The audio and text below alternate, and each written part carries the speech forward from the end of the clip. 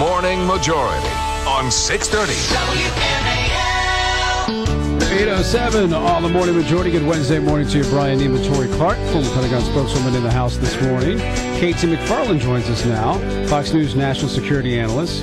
KT was on the show on Monday.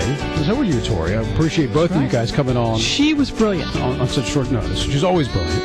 KT, I'm wondering, because, obviously we had you on Monday when we were just figuring out getting some information on. We've had a couple of days to digest it. Some things have changed in the news cycle as well. We're getting new information about what exactly happened in that compound. Perhaps new information about what they found inside as well. Mm-hmm. What are you highlighting this morning? Well, the first thing I want to highlight is to congratulate Tori Clark. You've got to feel pretty darn good after what happened. I think everybody in America is proud of what's happened and feels good and feels like the curse has been lifted. But you particularly have to feel pretty pleased. Oh, I'm so happy. You're nice to say that, but I am so happy for the thousands and thousands of people in the intel community, in the military, that I know have worked on this for years. What superstars? Absolute years. Incredible superstars, never getting discouraged, never giving up.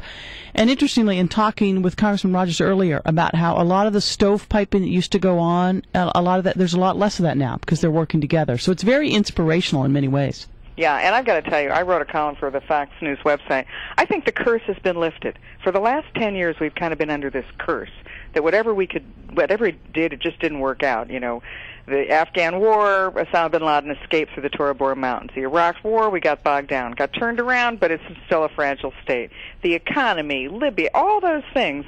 And I think in this last month or two with the Arab Spring in the Middle East, and now with the takedown, the unbelievably dramatic takedown of Bin Laden, I think the tide has turned. Our fortunes have changed. We're on the rise again. Yeah, it's funny. Larry Kudlow, the economist on CNBC, used to work in the Reagan administration. Yeah, I knew him in the Reagan. Yeah, said the same thing yesterday. Yeah, and he must have been reading my column.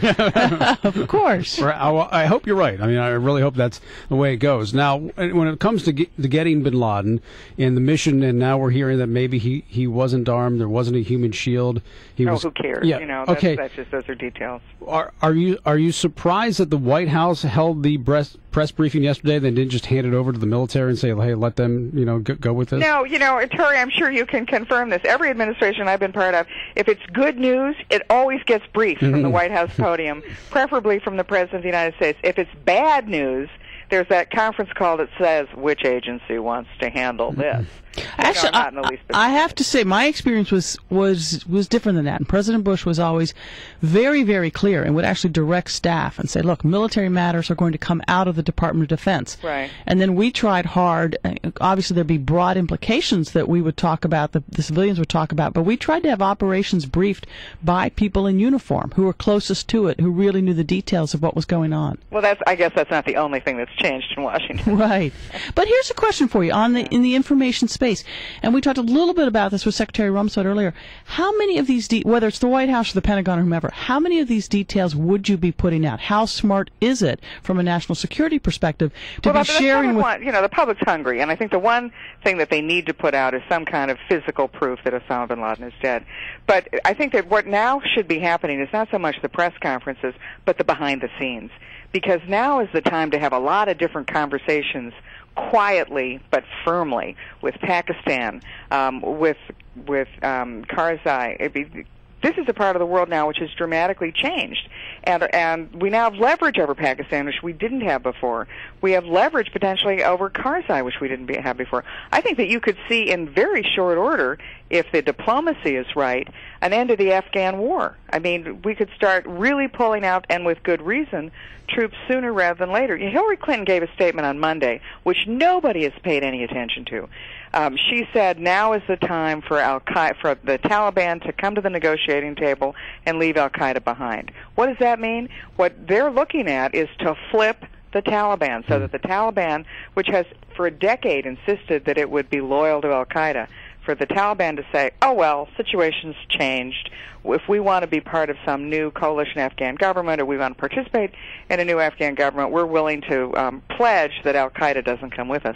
Now, to me, that's a game changer. Did you hear what Karzai said yesterday, where he essentially said, this is what I've been telling you guys all along, that's, He's been there. Yeah, it's well, that, and the problem is not here in Afghanistan. It's in Pakistan. It's in Pakistan. Yeah, I mean, I think that for a decade, they've been pretending that they didn't know where any Al-Qaeda or the Taliban or Usama Bin Laden were, and we've been pretending to believe them because, we sort of didn't know what else to do. Well, I think that's now changed. I think we need to have a very firm and private conversation with Asif Ali Zardari, who I've known for decades because he was married to a former classmate of mine at Oxford, and go to him and say, really, now's the time. They're on their knees.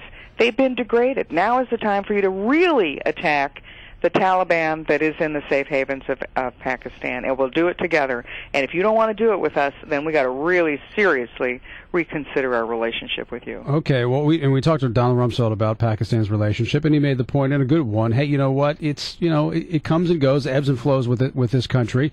But the bottom line is they've helped us a lot. A lot of Pakistani military people have died helping us. They gave us Khalid Sheikh Mohammed. They gave us other high target values as well. And we can't just say go to hell to Pakistan. We need them probably more than they need us.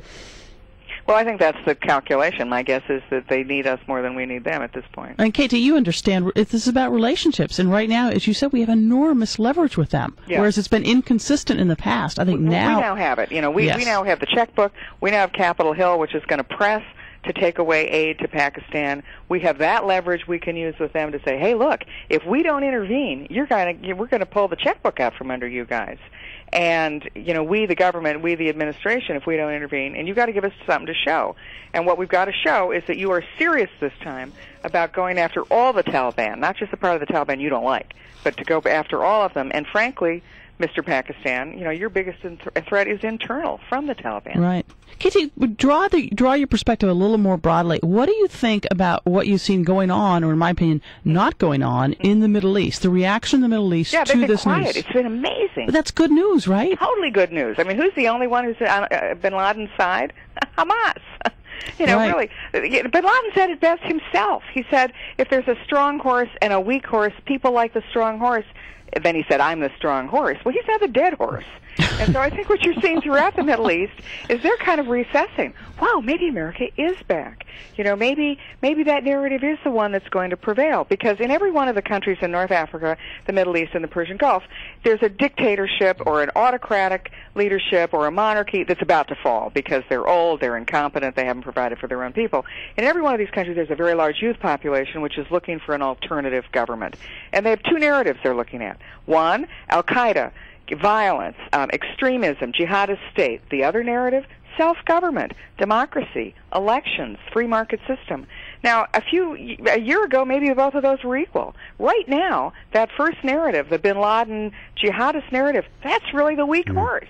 And so I think that these two things may have been totally unrelated, the takedown of Bin Laden and the Arab Spring, but now they are related because now all of a sudden, it's a great point. It's the strong horse that's us. Well, I was just thinking that we're talking about the double tap, to Bin Laden. Right. The great double tap right now would be to get Gaddafi. If you killed Gaddafi, yeah, I would keep going. If I were in this administration, I would say, okay, 1 down, 3 to go. Gaddafi, legally, it's harder to do Gaddafi, but we have friends, okay? But I would also say that legally, what we could do is if we could take down Bin Laden, Mullah Omar, you're next, unless you play unless you play ball with us, and Zawahiri, you're next anyway. And I would just start working down the list. President Obama's going to go to Ground Zero tomorrow and he's going to give a speech. What do you think he should say? I think he should just not take credit. Yeah. If he's going to take credit at all, then give equal credit to the Bush administration. But I want to give credit to the American people. We have suffered for 10 years, and especially New Yorkers. I've got friends who still haven't recovered from losing their children. I've got a daughter who gave up, a fancy life in New York to go to the Naval Academy to be a naval officer. I have another daughter who's studying to be an intelligence officer. I came out of retirement to fight this war. And I think that there are just an awful lot of people who have done quietly in their own way, and I think the president needs to thank them. Don't you also want him to send a strong message to Al-Qaeda and other people who want to kill us? Yeah, we're back, and you're finished. Right. And that's what I want to hear You know what Reagan used to say about the Cold War? We win, you lose, end of game. Okay? Right. That's the new game. Right. Yeah. We're going to win, you're going to lose, it's over. Or you're going to get a bullet to the head. The ultimate in sooner rather than later. Bad joke that was around New York yesterday. All right. Great to talk to you, KT. As always, Thank you, KT. It. You're the best, Tori. You're the best. You too. Bye. Thank you. KT McFarland, Fox News National Security Analyst here on